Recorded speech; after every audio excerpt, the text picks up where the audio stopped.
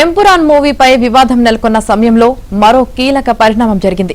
ఎంపురాన్ చిత్ర నిర్మాతల్లో ఒకరైన గోకులం గోపాలన్ కార్యాలయంపై ఈడీ దాడులు చేయడం ప్రాధాన్యం సంతరించుకుంది.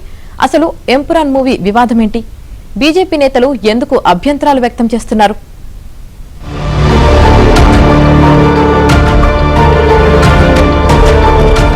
లూసిఫర్ కు సీక్వెల్ గా మోహన్ లాల్ నటించిన ఎంపురాన్ సినిమాను వరుస వివాదాలు వెంటాడుతున్నాయి. మొన్నటి వరకు సినిమాపై బీజేపీ నేతలు పెద్ద ఎత్తున విమర్శలు చేయగా, తాజాగా నిర్మాత గోకులం గోపాలన్ పై ఈడీ సోదాలు కలకలం రేపుతున్నాయి.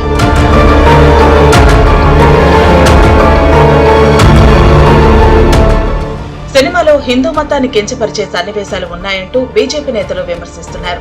2002లో గుజరాత్ లో చోటు చేసుకున్న అల్లర్లను తప్పుగా చూపించారని విమర్శలు చేస్తున్నారు.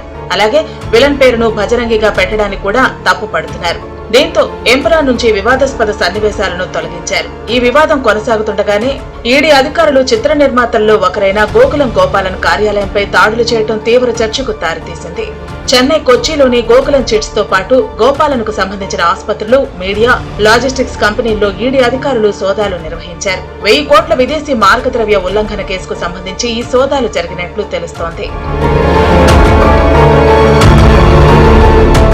ఇక సూపర్ హిట్ టాక్ తెచ్చుకున్న సినిమాకు కలెక్షన్లు భారీగానే వస్తున్నాయి. ఇదే సమయంలో నిర్మాత గోకులం గోపాలన్ కార్యాలయాలపై ఈడీ దాడులు చేయడం చర్చనీయాంశంగా మారింది.